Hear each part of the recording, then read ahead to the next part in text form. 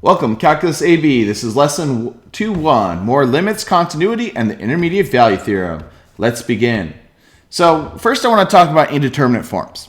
So indeterminate forms are like, well, let's talk about different forms. If I said 0 divided by 1, that equals 0. If I said 1 divided by 0, sometimes we call this undefined or does not exist because you can't divide by 0 when you have a number. What if I have 0 divided by 0? Does it become 0, or is it undefined, or is it something else? And it's actually something else. We call this form the indeterminate form. So we don't know what this is. And we have to do some other things to figure it out. So 0 divided by 0 is one indeterminate form. We also have, we have 0 divided by 0. And there's another form that's infinity divided by infinity is also indeterminate. Because let's talk a little bit about infinity math first. So this might come up more later, but just a little review. If I said infinity divided by a number 5, that still equals infinity. Or if I said like 5 times infinity, that's still infinity. If I do like a number like 1 divided by infinity, since infinity is like forever, this is just actually 0. So if you have like a constant over infinity, it's 0. Constant times infinity, it's infinity. Infinity divided by 5 is infinity. So we'll get to cases eventually where you have like infinity divided by infinity. These are also indeterminate forms. So yes, infinity divided by infinity is indeterminate. So indeterminate forms are useful when we talk about limits. So this is where it really comes in. Like, what if we just did a direct substitution on a case and we find out we get 0 over 0? So like, say if I had a limit as x approaches 2 of x squared minus 4 over x minus 2. And you plugged in 2 to both of those and you would get 0 over 0. It doesn't work. So what we do when we have this case of indeterminate form, I can't say the answer is indeterminate. I can get a limit answer. We just need to change the format, change what it looks like. And there's two methods to doing this. One method is we use algebra, and basically we just cancel things out. Or we use something called L'Hopital's rule, which is using derivatives, which we just learned. So I'm going to show you both cases, and you can use whatever method you want. So let's say I use algebra, and the whole point is if I plugged in 0 right now, I would get 0 over 0 times 1, which is just 0 over 0. That doesn't tell me what the limit is. However, if I can cancel things out, I write it in an equivalent format, and then I can find the limit. So if you're looking at this as a factor in the bottom, I can cancel out these x's. And so I can rewrite this as the limit as x approaches 0 of 1 over x plus 1. Now if you plugged in 0, you would get 1 over 0 plus 1, which is 1 over 1, which is just 1. So my limit is 1. This one, if you plugged in 2, you would get 2 minus 2, or 0 over 4. This is like that example I just did. 0 over 0, which is indeterminate. However, let's rewrite this. X squared minus 4, that is difference of squares. So I can write x minus 2 on top times x minus 2 times x plus 2 if I factored out difference of squares. And notice these cancel out, so I'm left with 1 on top. I can rewrite this limit as x approaches 2 of 1 over x plus 2. If you plug in that 2, that's going to be 1 over 2 plus 2, 1 over 4. So that is our limit. Now let's take this case. If you plugged in 1, you would get 1 minus 1 over 1 minus 1. So 0 over 0, that's bad. So we can factor. This is actually difference of cubes. And if you don't remember the formula for that, if I had a cubed minus b cubed, this actually factors out to a minus b times a squared plus ab plus b squared. So in this case, my a is x, b is 1. So this factors out on top to x minus 1 times x squared plus x times 1, or just x, plus 1 over x minus 1. Notice the x minus 1s will cancel. So I'm left with limit as x approaches 1 of just x squared plus x plus 1. If you plugged in 1, you get 1 squared plus 1, which would be 3. So that's how you do it. Basically, there's something that's going to cancel out if we use algebra.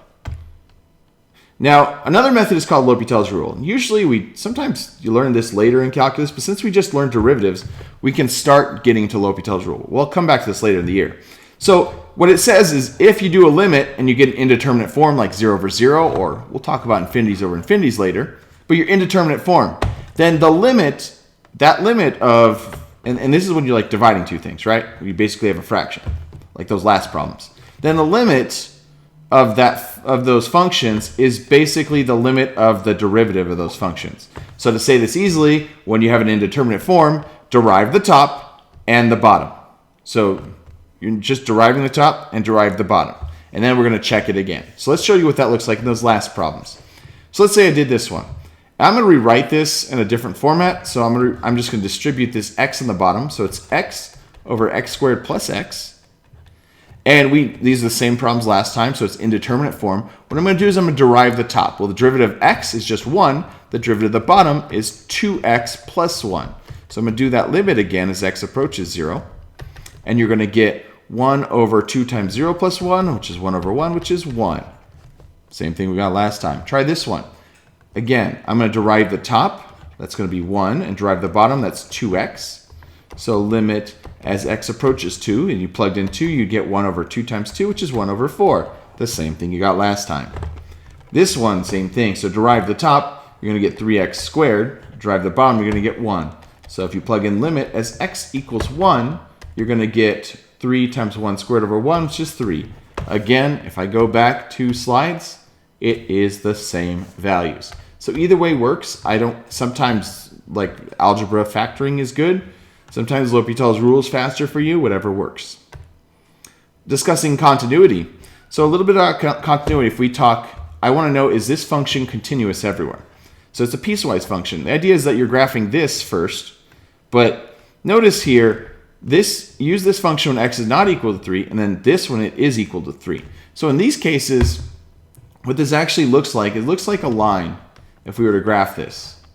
It's an x plus 1 line. It would look like a line doing this. But when the case when x equals 3, this just graphing this top function, there's actually going to be a hole right here.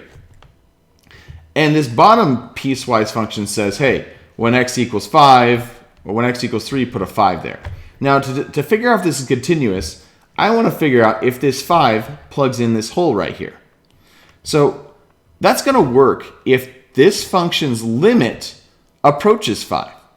Because right now, this function's limit, or when you actually get to 3, it's nothing. So we want to see the top, when the limit as x approaches 3 of that top function, x squared minus 2x minus 3 over x minus 3, if it equals 5, then this is continuous everywhere.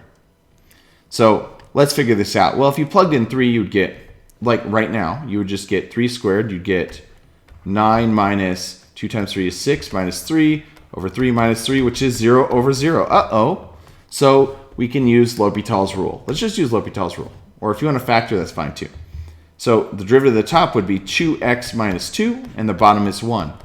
So I'm going to plug in my limit again, 3, and what I'll get is 2 times 3 is 6 minus 2, which is 4 over 1, so just 4. Well, the limit for the top equation is actually 4, but when the bottom equation is actually plugging in a 5. So we're going to say it's not continuous at x equals 3. If this number ended up being 5, then it would be continuous. But since these don't match, the 5 and the 4, it is not continuous at x equals 3. Intermediate value theorem, last thing. So this is kind of a neat thing, and it falls into continuity. So if you have f is continuous on some intervals, this is like a domain whenever I have this notation with the square brackets from a to b. So like a to b on the x-axis. And k is some value in between. So k is a y value. So like you're going down to f of a, which is the y value associated with a, to f of b, y value associated with b. And k is some value in between. Then there's at least one value, c, between a and b, such that fc is k. What this means is if you have a continuous function between 2 points, and let's say you start off low at like 2, and then f of a is 2, and like f of b is 5. It means every number between 2 and 5, every y value, is going to be on here somewhere, at least 1 point. So it's not like it's going to hit at least 1 point. It might hit more than 1 point. And I'd like to explain this by thinking of age. So you're continuous, and I'd say it like age. Like if I knew at one point you were 5 years old, and now you're 16 years old, I know that you had an 11th birthday. I don't know which day, but I know it had to exist because you can't go to 5 years old to 16 years old with time is continuous. At one point, you had an 11th birthday. And I think that kind of helps. Certain things are continuous. You have to have everything in between. So what does this mean in math? So intermediate value theorem guarantee a c value for these intervals. So this is like the domain interval. So like x, you're going from x is here to like x is here. And those, I want to say x sub 1. So I want to see if it guarantees a y value of 12 in between. So what I'm going to do is I'm going to make a table first. So I got to figure out where those endpoints are. So I'm going to plug 0 for x and 5. If you plug in for 0 for x, you're going to get 0 squared minus 0, which is going to be 0 for your y values. And when you plug in 5, you're going to get 5 squared minus 5, which is 20. Since this function is continuous, and then at 0, you're at the y values at 0, and then at 5, it goes up to 20. I know every value in between 0 and 20 exists. 12 is in between 0 and 20.